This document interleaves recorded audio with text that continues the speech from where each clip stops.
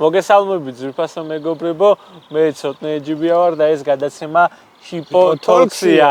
რა თქმა უნდა, დღეს საინტერესო ადამიანი ყავს სტუმრად, გიორგი ზარქოა, პიროვნება, რომელიც ბევრი ადამიანისთვის არის სამაგალითო. გიორგი, მოგესალმები. გამარჯობა, როგორ ახარ პირველ რიგში? როგორ გითხრა? შესაბამისად, კარგად. მოტივირებულად, რაც თავარია. მეტყვი შენ ჩემი დამოკიდებულება რომ მიყვარს ესეთი რაღაცების კეთება. კი ბატონო, მეც კარგად გაიხარე, ჩვენი გადაცემის ჩაწერა ზიურში მიმდინარეობს, მქონდა მიზნად რომ უკან გამოგვეჩინა ყველასთვის ცნობილი ჰიპოპოტამი ბეგი, თუმცა რადგანაც დღეს შაბათია, ბეგის ირგვლივ ყველა ადგილი დაკავებული იყო და სამაგიეროდ მეგობრებო, ეს ცოცხალი და თავისუფალია შაბათობით პოდკასტა ჩვენს მოქალაქეებს ტაშპანდურში ხელი არ შეუშალეთ და უფრო მშვიდ ადგილას გადმოვინაცვლეთ. ძალიან მეგობრულ გარემოში მოგვიწევს საუბარი გიორგი, საკმაოდ სენსიტიურ თემებზე, ამასაც პირდაპირ ვიტყვი და ჩემთვისაც დიდი პასუხისგებლობაა, ასე ვთქვათ, ეს მთლიანი ინტერვიუ და იმედი მაქვს, რომ ჩვენი მთავარი სათქმელი მაყურებლისთვის იქნება გასაგები. ბუნებრივია, რომ ჩემი პირველი შეკითხვა შენს ბავშვობაზე იქნება, რადგანაც ეს ის პერიოდია, როდესაც ადამიანი პირველად იწყებს საკუთარი სხეულის შეცნობას, გარემოს და ზოგადად სამყაროს შეცნობას. მე მინდა კითხოს, შენი თავი საიდან გახსოვს? პირველი მოგონება რა არის და ზოგადად მითხარი, რომ საიდან იწყება გიორგი ზარქოას ისტორია? ფაქტობრივად დავიბადე დიაგნოზით სახელად აგინეზია. აგინეზია არის კონკრეტული გარე ან შიდა ორგანოს განუვითარებლობა. ამ შემთხვევაში ზედაპირების განუვითარებლობა. მაგრამ რა თქმა უნდა, ლოგიკურია, რომ შინაგანად უფრო ბრძოლის უნარიანობა მომმატა ამ ყველაფერმა და რეალურად გარე სამყაროსთან ადაპტირებისათვის ხელი არ შეუშლა. აი სწორედ ეს არის რეალურად ის მიზეზი, რის გამოც ჰიპოთოლქსში შენ დაგიძახეთ, ხო? მინდა რომ ბევრი ადამიანისთვის იყოს სამაგალითო და მისაბაძი. დღეს სოციალურ ქსელებს იცი რომ საზღვრები არ აქვს ტექნოლოგიური პროგრესის ეპოქაში და ყველა ასაკობრივი ჯგუფის ადამიანი გვიყურებს. შეიძლება ვინც გვიყურებს იქიდან ვიღაც უკვე დანებებულია, ვიღაცას არ აქვს ის შესაბამისი мотиваცია, რასაც შენზე ნამდვილად ვერ ვიტყოდით და სწორედ ამიტომ მინდა რომ მაყურებელმა უფრო ახლოდან გაგიცნოს და შენ გააქვს რეალურად ფუნქცია, შენი ძალიან დიდი სოციალური ფუნქცია და მინდა რომ ასეთი იყოს ყველა, ვინც პირობითად მსგავსი გამოწვევების წინაშე დგას. საკუთარი თავი მაქვს დაახლოებით 2-3 წლის ასაკიდან და აი როგორ თქვა რა, აი მე 1 წლის ასაკიდან მაქვს ახლა მოუყევი სანამ დაიწყებოდა გადაცემა, თუმცა აქ ვერ მოვყვები რადგან ცოტა ისეთი ისტორია და მე ახალ წელს მოვყვები კურიოზებში. ის კადრები ხო გავა? კადრები ვერ გავა, მაშინ არ იყო ეს DJI და S24 Ultra და ასე შემდეგ. დაახლოებით 2-3 წლის ასაკიდან მახსოვს საკუთარი თავი და აი კარგად მახსოვს დედაჩემის, ჩემი ახლობლების, დეიდაშვილების, დეიდაჩემის, ბიძაჩემის, ბებიაჩემის დამოკიდებულება ჩემდამი. განსაკუთრებით ფაქიზი იქნებოდა სავარაუდოდ. რამე არ ატკინონ, რაღაც ეგეთი ის დამოკიდებულებაც იყო ჩემებისგან. მაგრამ ყველაზე მეტად რაც იყო სიყვარული და სითბო, იმიტომ რომ როდესაც ეგეთი ფაქტის წინაშე დგები, რომ ეგეთი ადამიანი ყავს ოჯახის წევრად, ვალდებულება კი არ გიჩნდება, ხვდები რომ ამ ადამიანს მაქსიმალურად უნდა დაეხმარო ბრძოლის უნარიანობის შემატებაში. და მე ვფიქრობ, ყველაზე კარგად ეგ დედაჩემა გააკეთა და ბიძაჩემაც და რა ვიცი, ყველა იმ ადამიანმა ვინც ჩამოუწყარა, იმიტომ რომ ეს ადამიანები რო არა, დღეს მართლა არ იქნებოდი აქ სადაც ვარ. მადლობა მათ მართლა, იმიტომ რომ გიორგი როდესაც გავიცანი, პირველივე შტაბ-ეშტილება იყო, რომ ესეთი ენერგიული, პოზიტიური, მხიარული ადამიანი, იცი, იშვიათად ყავდა ნანახი და თვითი ჰუმორი, ხო, თვითი ჰუმორი. უნივერსიტეტში და თვითი ჰუმორი არის ის ერთ-ერთი უნიკალური თვისება, რაც იშვიათად აქვს ხოლმე ადამიანებს და ამას განსაკუთრებულად ვაფასებ შენში. სხვადასხვა მაგაზე ვიტყვი, რომ ხანდახან რო ვაკვირდები საზოგადოებას, როცა ვამბობ, რომ აი თვით იუმორი მაქვს, ან თვით რაღაც ხუმრობები მაქვს ჩემს თავზე და რაღაც, ხანდახან აი როგორ დამოკიდებულება აქვს ხოლმე ის, რომ აი აი ის რაღაც სხვა რა აი შინაგანი ტკივილი და ამით აი გაქცევა სხვა ცდილობს არ რამე შემოდის ამითაც მაშ აი საერთოდ არა აი უბრალოდ აი ესე ვთქავარ და ვხუმრობ იმიტომ რომ აი სხვა რა გზა მაქვს კი არა და რაღაცა კი არა აი რატო არა ერთ-ერთ პოდკასტშიც გამოჩნდა ეს მაინც გამიხსენა შენი თვისები მაინც გამიხსენა რა თქმა უნდა წარსულს ვერ გაიქცევით ხო იცი დაახლოებით 5 წლის ასაკში შევედი უკვე სკოლაში შევედი აბსოლუტურად საჯარო სკოლაში სადაც არ ვიცი აი მართლა უკარგესი სიტუაცია დამხვდა იმ ხრივ რომ დირექტორიდან დაწყებული არ ვიცი მოსწავლეებით დამთავრებული აი აბსოლუტურად ყველას ჰქონდა დადებითი დამოკიდებულება ჩემდამი და არც რაღაც ძალიან ფაქიზი დამოკიდებულება არც რაღაც ძალიან ისეთი არამომობიერი ან არაგათვალისწინებული ძალიან მნიშვნელოვანი რაღაც არის ის რაც შენ თქვი და სწორედ სკოლასთან მივდიოდით ნელ-ნელა შედიხარ საჯარო სკოლაში სადაც საკმაოდ ბევრ უცხო თანატოლთან გიწევს ნუ იმ დროისთვის უცხო ყოველ შემთხვევაში შეხება ხო აი თანატოლებთან ურთიერთობა როგორი იყო და ზოგადად რა გასწავლა სკოლამ რა მოგცა შემდეგ ნაწილში ჩვენ შენ ჰობზე ინტერესზე და იმ წარმატებებზე ვისაუბრებ რომელიც სკოლის გარეთ გააქვს თუმცა აი სკოლაზე მინდა რომ რაც შეიძლება მეტი მომიყო ნუ სკოლა რო განათლების წყაროა და ფაქტობრივად პირველი წყაროა სადაც ადამიანი შედის ეს შენც იცი და მეც ვიცი და ძალიან მნიშვნელოვანია მართლა როგორი გარემო გაქვს სკოლაში, იმიტომ რომ გარემო თუ არა გაქვს კარგი და ჩამოყალიბებული, კიდე შიშიმო პირზე თუ ჩაულებრივ პირზე, აბსოლუტურად ყველასათვის მნიშვნელოვანია ის გარემო, საგარემოშიც იზრდები, იმიტომ რომ სკოლა არის მთელი ჩვენი ცხოვრების 12 წელი, ხო? და მე მართლა მთელი გულით ვამბობ, რომ აი პირველივე დღიდან, სკოლა შესვლის დღიდან, მე-12 წლამდე მქონდა ფაქტობრივად იდეალური სიტუაცია, იმის მიუხედავად რომ სამი სკოლა გამოვიცვალე, სამიში იდეალური სიტუაცია მქონდა, სხვა მიზეზების გამო გადავდიოდი სკოლიდან სკოლაში, იმიტომ რომ ან საცხოვრებელი შევიცვალე, ან ძალიან მეშორებოდა, ან არ ვიცი. ან ერთი კლასიდან გამოგვაგდეს, იმიტომ რომ 7 ბავშვი ვიყავი დარჩენილი და დაიშალეთო გვითხრეს და წამოვედი. 10-მდე ვერ შეივსეთ. 10-მდე ვერ შეივსეთ და არა, 7 კი არა, 7 ვიყავით ჯამში, 3 დავჭით.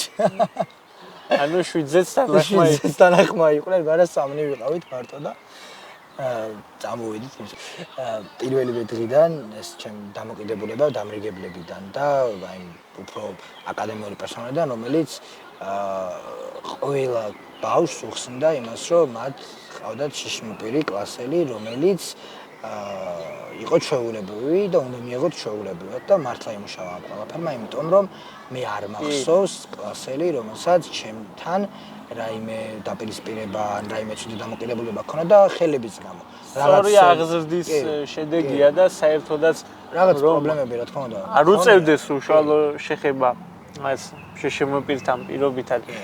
ნებისმიერმა მშობელმა უნდა ასწავლოს ბავშვს, რომ თანამედროვე სამყაროში ყველანი ვართ თანასწორნი და საერთოდ სხვა ღირებულებებზე დგას თანამედროვე სამყარო და შესაბამისად ერთმანეთის ემოციებს, გრძნობებს და განცდებს ძალიან უნდა გაუფრთხილდეთ. ჰობი, ინტერესი, რაც ვახსენეთ აქამდე, ამის გარეშე შეუძლებელია განსაკუთრებით გარდატეხის ასაკი, ხო? როდესაც ხდება პიროვნების აი შტრიხების ჩამოყალიბება შენს გარდატეხის ასაკზე მინდა რომ მომიყვე რა სირთულეებთან იყო დაკავშირებული მე ვიცი რომ სწორედ ამ ასაკში გაგიჩნდა შენ არაერთი ინტერესი რომელსაც დღემდე მისდევ და გისმენთ აბა უნდა ვთქვა რომ გარდატეხის ასაკი ბევრად უფრო ადრე დამეწყო ალბათ იმიტომ რომ აი მახსოვს რომ სადღაც 10 წლის ასაკიდან უკვე რაღაცებზე ჩამომიყალიბდა აზროვნება და გრძნობდი რომ აი რაღაც ესე უნდა გამეკეთებინა და სწორი ესე იყო.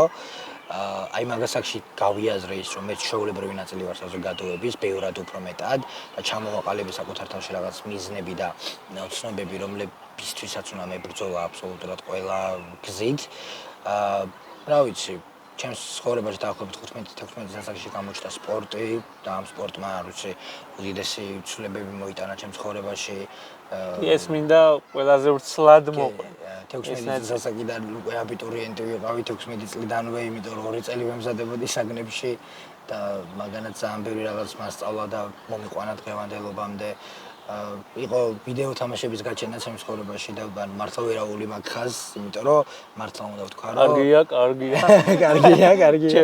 ჩემი საქმიანობიდან გამომდინარე სიამოვნებს რა თქმა უნდა. ვიდეო თამაშების გაჩენა მართლა ვიძახი რომ აი პირველ რიგში გამიჩინა ძალიან ბევრი ონლაინ მეგობარი, რომელთანაც ბევრი საინტერესო რამ ვისწავლე.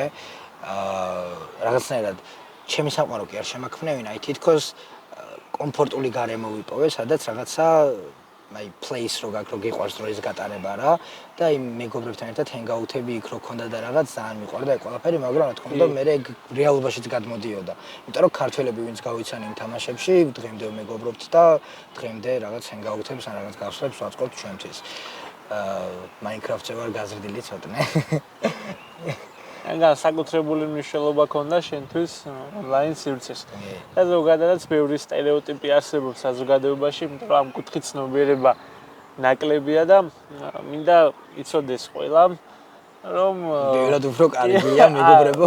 ნუ ეს შედარება ცოტა რთული არის, თუმცა ონლაინ სივრცეშიც შეიძლება გაიჩინო ადამიანმა ისეთი მეგობარი, რომელიც მთელი შენი ცხოვრების განმავლობაში იქნება შენს გვერდით, იქნება შენი ხარდამჭერი, გაცვლით ერთმანეთში შეხედულებებს და ასე შემდეგ. მე როგორ გამოჩნდა ჩემ ცხოვრებაში სპორტი და ჩემი აი არ ვიცი ზე ადამიანი და მაგას აი ყველგან სადაც მიდივარ ყოველთვის ვამბობ შოთა გოჩიაშვილი, ჩემი ტრენერი, კაცი, რომელმაც არ ვიცი აი ჩემი ცხოვრება აი ერთი აი ესეთი ჯამი როდევს ხო იცი და რო რაღაცები რო ყრა ესე აიღო ეს ჯამი გადაატრიალა და დადო ისე მაგინდაზე იმიტომ რომ ყველა ცუდი ნეგატივი ან რამე თუ იყო ჩემ ცხოვრებაში აი ესე გაწმინდა და აი თითქოს რაღაც ახლის შექმნა დაიწყო ჩემთან ერთად და აი დღემდე მართლა თელესურით და გულით ვიზახი რომ სპორტი არის ის ჩემი ცხოვრების ნაწილი რომელიც რეალურად მქმნის იმ ადამიანად ვინც ვარ და პარალელურად მატებს უფრო მეტ ძალას ბრძოლისათვის. ბოლო პერიოდში მე და ჩემს სპორტ შორის ცოტა გზები გაიყო. შენც იცი რატო, იმიტომ რომ TSU-ში რომ ხედავ ყოველ დღე. თულია ხო. TSU-ში რომ ხედავ ყოველ დღე, კი ხედავ რატომაც არ ვარ უფრო მეტად სპორტში. იმიტომ რომ გადატვირთული გრაფიკი მაქვს რეალურად. ანუ სპორტი იყო შენ ცხოვრებაში ერთ-ერთი უმნიშვნელოვანესი ეტაპი, რომელმაც არაერთი მიმართულებით შეგიწყო ხელი. მით უმეტეს არის ჩემპიონობის პერიოდები, იმიტომ რომ ორჯერ მოვიგე ევროპის ჩემპიონატი, ერთხელ მოვიგე ევროპის ოლიმპიადის აი კონკრეტულად რა სპორტ სახეობაზეა საუბარი დეტალურად? ფაქტობრივად ეს არის კორეული ბრძოლის სახეობა. ფაქტობრივად კარატე მარტივად რო ახსნათ, მაგრამ ბევრად უფრო განსხვავებული. ჩემპიონთან ვზივართ, იცოდეს და აგრეთვე მინდა აღვნიშნო, რომ ჩემპიონი გვიღებს, სოფლიო ჩემპიონი გვიღებს ამ ვიდეოს ახლა ძირზის მეგობრებო სრული ამ სიტყვის მნიშვნელობით და მადლობა მას ოდესმე გამოვაჩენთ მასაც არ უყვარს აი რუხი კარდინალია ბუნებით და 6 ქვეყანაში იყავი როგორც ვიცი შემოიარე ჯამში 8 ქვეყანა კი არა და ჯამში 7 ქვეყანაში ვარ ნამყოფი სპორტიდანაც ჩემმა საქმიანობამაც მე შემიწყო ხელი რომ არაერთ ქვეყანაში წავსულიყავი და შენს ამ სპორტი ამ კუთხით ძალიან ბევრ შესაძლებლობას იძლევა ორჯერ გავხდი ევროპის ჩემპიონი. ჩამოთვალე რა ქვეყნებში ხარ ნამყოფი რომ იცოდეს ყველამ. ნუ 2022 წელს გავხდი ევროპის ჩემპიონი მანჩესტერში. 2022 წელს UK მანჩესტერში UK დიდი ბრიტანეთი. მე მგონი უკვე 23-ში ვიყავი თურქეთში სადაც გავხდი თურქეთის ღია ჩემპიონატის გამარჯვებული და პარალელურად ევროპის პრეზიდენტის თასის გამარჯვებული. შემდეგ იყო საფრანგეთი სადაც გავხდი უკვე მეორეჯერ ევროპის ჩემპიონი. ტაში დამკარ. ოპერატორ, ტაში. დაადე რა მე. შემდეგ იყო ჰოლანდია იქვე, სადაც გავხდი უკვე ევროპის ოლიმპიადის ვერცხლის მედალოსანი და ფინალში დავმარცხდი სამწუხაროდ. და რაღაცა მედალს ვერ ვიხსენებ. და საფრანგეთში, იქ რო ვიყავი საფრანგეთში პარალელურად ევროპის ჩემპიონობასთან ერთად ჯერ ევროპის ჩემპიონი გავხდი და ორ დღეში მეორე ჩხუბი მქონდა და მოვიგე იქვე. ხო ეს იქ რო ხარ და რო ჩაეწერა. ბარემ აქ ვარ და მოიწნიე როგორც ეთქოდა. გამოვაყოლე, აი ეგრე გამოვაყოლე კიდე ოქროს медаლი იმის რა ქვია. საფრანგეთის სოლიდარობის თასის ძალიან კარგი ტიტულოვანი კაცია, ტიტულოვანი კაცი. მოერიდეთ, არ გააბრაზოთ. ეგრევე ეგრევე იქნება პასუხი საცეცხლე. ეგრევე. უნივერსიტეტო ამბებზეც მინდა კითხო. დღეს ყველაზე პრესტიჟულ უნივერსიტეტში სწავლობ. ერთ-ერთ საუკეთესო, კი, ერთ-ერთ საუკეთესო ფაკულტეტზე ქართულ რეალობაში. თუმცა აქ მოსახვედრად გაიარე გარკვეული გზა. კი, ეს იყო აბიტურიენტობის პერიოდი, ეროვნული გამოცდები, რომელიც განსაკუთრებით მნიშვნელოვანი იყო შენთვის. აი აბიტურიენტობის პერიოდზე რო გვესაუბრო, რა სირთულეებთან იყო შენთვის დაკავშირებული ეროვნულ გამოცდებსაც შეეხება, შენ მოგიწია გამოცდის ჩაბარება ტექნიკური თვალსაზრისით განსხვავებული მოდელით და ამ პერიოდზე რომ მოგვიყვე ზოგადად. შემართო რომ გითხრა, აი სპორტი როცა გამოჩნდა უკვე ჩემს ცხოვრებაში, მაშინ არასდროს არ მქონდა აი განცდა რომ აი სტუდენტობა ან რამე ვაპირებდი რომ სპორტს გავყოლოდი დიდი ხნის განმავლობაში და შემდეგ უკვე ჩემი პირადი ბიზნესი დამეწყო, პარალელურად ჩემი რაღაც ბლოგი დამეწყო და უფრო აი ესეთ კურსების მხრივ ვაპირებდი განვითარებას და რაღაც ესე კონკრეტული პროფესიის დიპლომის დაჭერას არა.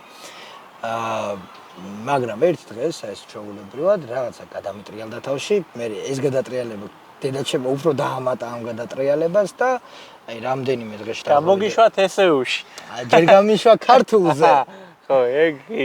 ძალიან რთული პროცესი იყო მასწავლებლების პოვნა, იმიტომ რომ რეკავდით, რომ უხსნედით სიტუაციას, რაღაც ყველა თითქოს აი შეშინებული, ოდნავ ვიღაცებმა პასუხისმგებლობა ვერ აიღეს და მე გამოჩნდა ჩემი აი ზემასწავლებელი ვიტყვი, ელენე ალაფიშვილი, ყველა მიცოდეს ჩემი ელენეს სახელი. ადამიანი რომელმაც არ ვიცი ზე პასუხისმგებლობა აიღო, ყველანაირად უშიშარი, ყველანაირად არის დაუმარცხებელი და დავიწყეთ 2 წლიანი დიდი აი ეს საგამოცდო და შესამზადებელი პერიოდი. საინტერესო ფაქტი არის რომ რადგან ქართულ გრამატიკაში მე ხელით არასდროს არ მიწერია, ელემენტარული დავიწყეთ საიდან იცი ეს ქართული გრამატიკის სწავლა, აი წინადადებასაც მთავრდება იმის გააზრებიდან რა და მოვედი წერტილისად უნდა დასვა და მძიმან მართლა სერიოზულად მანდედან დავიწყეთ და საბოლოო ჯამში რომ შევიდე ეროვნულზე რომ გამოვიდა 53 რო ავიღე 60-დან, ანუ როგორ ვიჯექი იცი? ვინც ახლაზე არ მაცობს, თან მოდის მალე გამოცდები, გუშინ წინ დასრულდა რეგისტრაცია, თუ არ ვცდები და ასე რომ მოინდომოს ყველამ და იგოს 53 რო ავიღე 60-დან, აი ესეთი ვიჯექი მეთქი, ეს მე არა ვარ. რამდენჯერ გადავარესტარტე იცი? საიტი აი 3ჯერ. მახსოვს ეგ პერიოდი მე საკუთარ თავზეც დარესტარტებების სიხარულისგან და კარგი პერიოდი არ ძალიან კარგი მასწავლებელები მყავდა ინგლისურსა და ისტორიაში. ისტორიაში ერთ-ერთი საუკეთესო საქართველოში ბატონი ირაკლი ფერაძე, ჩემი სიყვარული კაცი, რომელმაც ისევ და ისევ ძალიან დიდი პასუხისმგებლობა აიღო და საბოლოო ჯამში აი ამ 3 ადამიანმა შეძლო რომ აი 2 წელიწადში მოახდინა ჩემი სრული ტრანსფორმირება, იმიტომ რომ მართლა სერიოზულად ვიძახი რომ აბიტურიენტობამდე ბევრად სხვა ადამიანი ვიყავი და აბიტურიენტობის შემდეგ ბევრად სხვა გავხდი, არა მარტო განათლების მხრივ, არამედ აი ამ ადაპტაციის მხრივ, იმიტომ რომ მასწავლებელთან უკვე იძულებული ვიყავი რომ მართლა ჩემი წავსულიყავი დროის მენეჯმენტის ის გამიჩნდა რაღაც ვალდებულებები რომ აი დროის მენეჯმენტი უნდა შემემუშავებინა საკუთარ თავთან არ ვიცი ადამიანებთან ჯგუფელებთან კონტაქტი ეს ყველაფერი ანუ რეალურად აი აქედან იწყება აი თავისუფლად უფრო მეტად გახსნა რა მანამდეც გახსნილი ვიყავი რა თქმა უნდა მეგობრებთან და ასე შემდეგ მაგრამ აი უცხო ადამიანებთან რო შედიხარ უკვე კონტაქტში და უცხო ადამიანები რო უფრო მეტად უნდა გაიცნო აი მაგ ყველაფერმა შექმნა ის რომ აი თითქოს ჩამოყალიბდი მაგ მხრივ მე უკვე მოვიდა ბოლო 5 თვე გამოცდები კრიტიკული პერიოდი სადაც უკვე ამ 5 თვეში ვისწავლობ ყველაზე დიდ მასალას ყველაზე რთული და ჩემთან პარალელურად მოდის ერთი სირთულე როგორ უნდა დავწერო ეროვნულები რეკავ ნაექში ვარკვევ რომ შეშემო პირველ და სპეციალური პირობები მჭირდება და სად უნდა მოვიდე რა უნდა ვქნა ვიღებ ფორმას ვიბაქნა ექში და ვაგიჟები ხალხს იმიტომ რომ უხელო ადამიანი უდგავარ წინ და ვეუბნები რომ მე ეროვნულები უნდა დავწერო ჩვეულებრივად და აი მართლა ძალიან დიდი მადლობა ნაექს მართლა მთელი სულით და გულით იმიტომ რომ აი მართლა ვერასდროს ვერ ვფიქრებდი რომ ეგრე მთელი სულით და გულით მე მივუდგებოდა მაგ საკითხს იმიტომ რომ ანუ ზუსტად ის პირობები შეიქმნა რაც მინდოდა რომ შექმნილიყო რომ არც რაღაც მობიერობა არ ყოფილიყო ჩემი მიმართ და არ ყოფილიყო რაღაც რა აი ხელები არ აქვს და მოდი მაინც ჩაუთვალო თან რაღაც ანუ კანონმდებლობის შესაბამისად იმოქმედეს ამ ადამიანებმა იურისტები ჩაერთვენ საქმეში და იურისტებმა შეიმუშაოს ყველაფერი რომ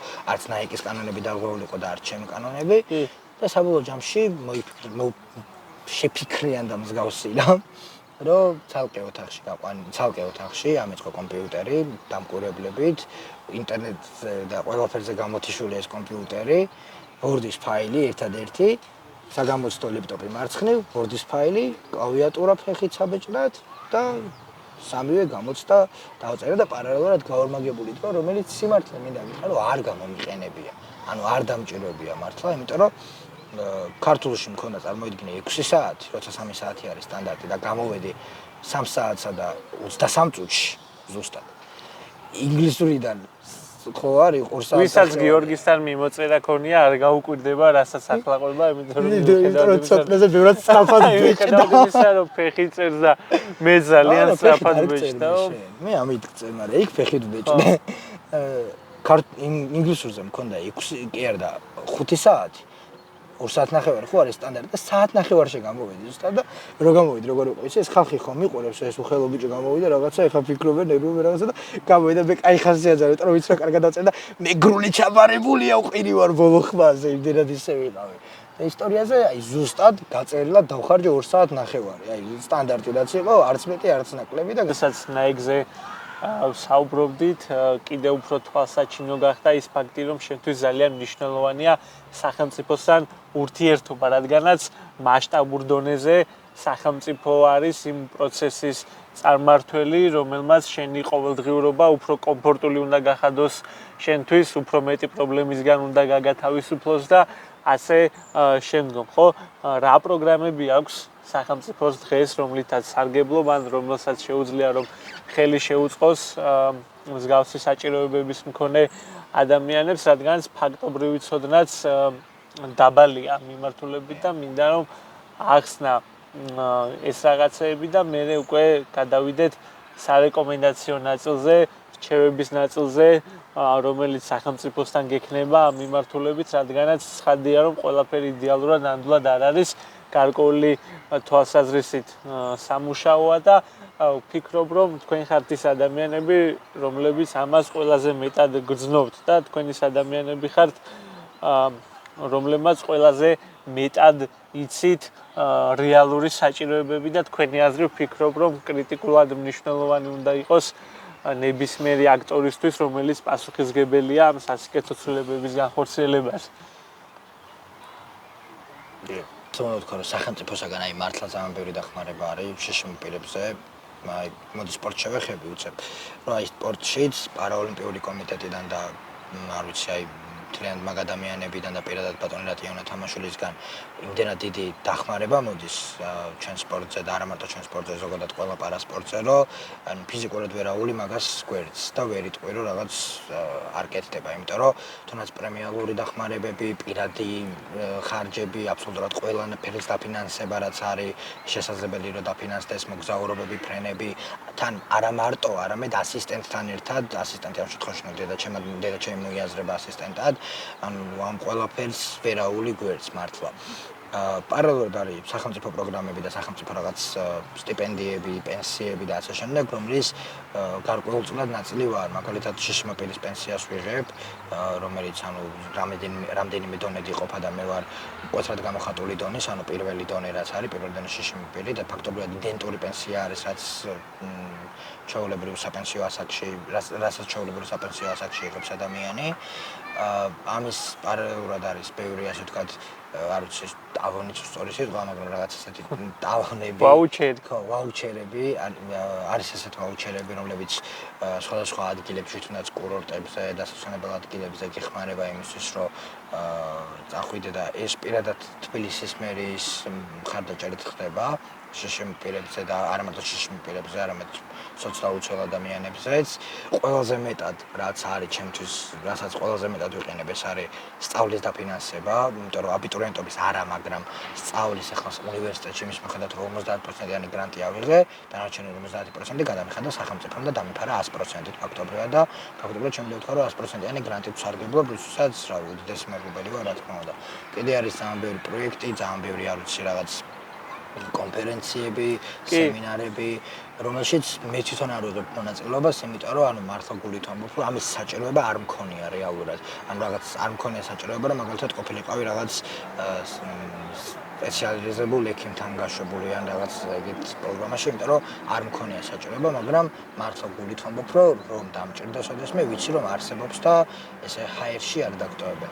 მაგრამ ძალიან დიდი პრობლემაა შიში მოპირებისათვის სწორი პირების შექმნა, სწორი საცხოვრებელი ადაპტირებული საცხოვრებლების შექმნა და არა მარტო ადაპტირებული საცხოვრებლების, არამედ ზოგადად თანასწორი და ანუ ასე ვთქვათ, ისეთ პირობების შექმნა, რომელიც ფიზიკურად არ შეუძლია ოჯახს რო შექმნას და მით უმეტეს ეს ოჯახს რო არ შეუძლია შექმნას, გამპირობებულია, იმიტომ რომ ამ ადამიანს ყოველთვის გორჩი სჭირდება დგომა და დამოუკიდებლად შეიძლება ვერ გადაადიდებოდეს და ასე შემდეგ და ამის გამო ან დედას ან მამას ვერ ახერხებდეს მუშაობას, ფინანსური მდგომარეობის გაუმჯობესებას. ვფიქრობ, რომ აი ამ ეტაპზე სახელმწიფო უნდა შემოდიოდეს და აი ჩემი რაღაც შიდა ჩანაფიქრიც მქონია ყოველთვის და აი არ ვიცი, ოდესმე თუ მოხდა ისე რომ აი ჩვენი თესეოდან ოდესმე დიდ პოლიტიკაში გადავინაცვლე, მართლა მთელი გულით ვამბობ, რომ ჩემი მთავარი იდეა იქნება ის, რომ ერთი უკვე სამომავლო მიზანი გამოაშკარავდა, ნუ მიზნებზე ცნობი საუბრობთ. ჟურნალისტიკის გარდა მოდი ახლა იმ მიზნებზე გადავიდეთ, რომელთაგანაც ერთი უკვე საჯაროდ განაცხადი და საკმაოდ ამბიციური განაცხადი იყო და დარწმუნებული ვარ, რომ შენი შრომის საფუძველზე ამ ამბიციას ყოველთვის გაუმაგრებ ზურგს ცოდნა, კონკრეტული ხედვა და ასე შემდგომ და ვიცი რამდენიმე შენი სამომავლო გეგმაც, თუმცა რასაკვირველია, რომ მე არ მაქვს ამის თქმის და გამხელისუფლება, შენ რასაც გვეტყვი, ის იქნება და იცი რომ მეც ჩვენი სამეგობროც ის გუნდიც რომელშიც ახლა გაწევრიანი პირობითად სტუდენტური თვითმმართველობის სახით თბილისის სახელმწიფო უნივერსიტეტში ყოველთვის იქნებიან და ვიქნებით შენს გვერდით. მადლობა. გეგმები, მიზნები და ეგეთ რაღაცები ჩემთვის არის ძალიან სენსიტიური და მგრძნობიარე, იმიტომ რომ რაღაცას რო დავისახავ, აი მართლა დედას ვფიცავებ თუ ვიტყვი და შანსი არის რომ არ მივახციო. რო დავის გაბიტურიენტობა, ხო თქვი თესეულში შევალ. ხო შემოვედი. ხო თქვი ევროპის ჩემპიონი გახდები. თქვენ კარგი თქოს და ისე არ მithქოს და ისე გახდი. კი. თქვი რა რაღაც კაი რაღაცეები და გააკეთე მე ანუ მასე თუ აი ტენდენცია თუ არა რასაც ამბობ ხდება. რასაც გააკეთები. აი ამას არ ამოვჭრი ჩემი ოპერატორის ხმა მინდა რომ თელმა საქართველომ გაიგოს. ამი. ის მეტავა მიზნებზე ის. ტოპზე ახლა რა მიზანიც მაქვს არის ის რომ ჩემი TikTok, Facebook და Instagram აქ ამოვარდება მეგობრებო ლინკი შეგიძლიათ დააწყაპოთ და გამოიწეროთ ბატონი გიორგი დარწმუნებული ვარ ბატონი გიორგის ამოაგდებს თავის ვიდეოებში ჩვენს ლინკს და ახლა რა შეეხება ტექნიკურ საკითხს რა შეეხება ჩვენი მემონტაჟი ამოაგდებს მე ამაში დარწმუნებული ვარ რაც ვასწავლე რატო მე გავაკეთებ კაია კაი ეზარება ჩვენს მემონტაჟეს აგერ მემონტაჟის მე ვარ ოპერატორის მე ვარ ხო მაგრაჭყ ჩვენი მემონტაჟი ამოაგდებს კაი იატაკზე შენზე ხარ სტატივი მომედანე პრო პირველი ეს ჩემთვის არის კარგი და ჩემი საყვარელი საქმე არის გადაღება და ასე ვთქვათ აქტიურობა ამ საკითხში მონტაჟიც ვიცი და ეს სიამოვნებს ეს ყველაფერი როცა მონტაჟს ვაკეთებ იმიტომ რომ თითქოს პატარა ბავშვი ხო ხტები ეგეთი შეგრძნება გაქვს რა ვიკარ ვიდეოს ხო აწყობ რა ამის პარალელურად მაქვს ახლა მიზნები იმის რომ უნივერსიტეტში ჩემი აკადემიური მოსწრება იყოს ყოველთვის უმაღლესი იმიტომ რომ შენ ციცი შემოცოდნე რომ წინა ჩემი სემესტრი განსაკუთრებულად დაიხურა შენ თქვი ყველაფერი ეიზე 4-დან 0 GPA რაინაღლება ამ სემესტრში იგივე ვცდილობ სტიპენდია მანი ამის პარალელურად რა თქმა უნდა სპორტშიც მინდა რომ რაღაცნაირად ბევრად უფრო დავლაგდე ამ ჩემი გადაუნაწილებელი დროის მიუხედავადაც და რაღაცნაირად უფრო აქტიური გავხდე იმიტომ რომ წელსაც იმედი მაქვს რომ იქნება რაღაც სერიოზული ჩემპიონატები სადაც აგე აქანე კიდე პირობა შემოზამია რომ ოქროს მედალს ჩაგახუტებ ლოგიკურად დასახული მიზნებია სოციალური ქსელი შენთვის განსაკუთრებით კომფორტული იქნება და არა ბოზშვილი ხო ვაფშე აი არა მართლა არა ლოგიკურად შერჩეული მიზნებია და განსაკუთრებით სოციალურ ქსელზე რაც შემიძლია ვთქვა შენთვის ძალიან კომფორტული სივრცე იქნება მე ასე მგონია ამასთანავე შენ შეგიძლია რომ შექმნა სასარგებლო მედია პროდუქტი, კონტენტს ზუსტად. თან პარალელურად ჩემი არჩეული პროფესია. ამ კრიტერიუმით ვაფასებ ყველაზე მეტად, რომ რამდენად სასარგებლოა ის საზოგადოებისთვის. მეც ვეცდები რომ მთელი იმ პერიოდის განმავლობაში ეს პროექტი ჰიპოთალკზე მაქვს საუბარი, იყოს სარგებლის მომტანი, იქნება ეს პოლიტიკაზე თუ არ იქნება პოლიტიკაზე როცა არ იქნება, მაშინ ასეთ კარგ ადამიანებთან გვექნება საუბარი და მაქსიმალურად ვეცდები იმას, რაც ვთქვი. ნელ-ნელა წავიდეთ უკვე ბოლოსკენ და მე მინდა რომ დაგიტოვო პატარა დრო შენი გზავნილისთვის, გიორგი ზარქუას გზავნილი რა იქნება, რადგანაც ისევ განმეორდები და შენ ხარ ბევრისთვის სამაგალითო ადამიანი. შენ შეიძლება იყო კუმირი, აიდოლი ბევრისთვის, ვინც იგივე გზას გადის. მოგისმენთ გულისხმობით და დამშვიდობოთ ჩვენს მაყურებელს. ყველაზე მთავარი მაინც ალბათ რაც იქნება, არის ის, რომ აი არაფრის გამო არ ღირს სამყაროში ბრძოლის შეწყვეტა. აი ადამიანები გადაგივლიან, მართლა გადაგივლიან, ბევრს შეზიზღდები, შენი წარმატების შეშურდებათ, მან მართლაც ამობ რა, მაგ ყველაფერს არაფრის გამო არ ღირს დანებება, იმიტომ რომ იმ დღეს ძალიან მაგარი რაღაც ნახე რა. აი ხო მოთხოვე აი მაქსიმუმ ადამიანი ხო საშუალო საქართველოს სტანდარტზე 85-90 წელი იცოს ხო? წელი კიდე დიდად ჟღერს ეგ ყველაფერი, მაგრამ აი სხვა თვალით შეხედე რომ მარტო მოესწრები წარმოგიდგენე 85-ჯერ მოესწრები მარტო ზამთარს. ზაფხულს მოესწრები მარტო 85-ჯერ. და ამ 85 ზაფხულს აი ყველა აი დროის ციკლს რომ ვიღაცებზე დარც ახარჯავ, აი 85-ჯერ რომ რაღაცას ვერ აღწევ, აი ძალიან ისეთი შეგრძნება არის რა, რომ აი მაშინ რისთვის გაბრძოლობ და რისთვის გაიბადები თუ რაღაცას ვერ მიაღწია, ან ვიღაცის გამო დანებდი ყველაზე უარესი. ამიტომ ვფიქრობ, რომ აი ყოველთვის ნებისმიერ შემთხვევაში არ უნდა შეწყვეტო ბრძოლა, არავითარ შემთხვევაში და ნებისმიერი შენი ნაბიჯი უნდა იყოს, არ ვიცი, აი ყოველი დღის განმავითარებელი, აი ყოველი დღე უნდა იყოს შენთვის აი რაღაც ახალი ნაბიჯი, new step to something რა. დიდი მადლობა, გემშვიდობებით, ჰიპოთალკსი იყო. ეთერში ძალიან მაგარი კაცი იყო. ბატონო გაწიეხელი თორე შოუს შენი. ასე ამას არ ამოუჭრით რა, ღირსი არის დაუტოვებთ და ასეთი თვითიუმორია ამ კაცს და ვფიქრობ რომ ის მისთვის ნიშა არის და ალაფრის გამო მანაც წავედით თესოს კაფეტერიაში. ხო.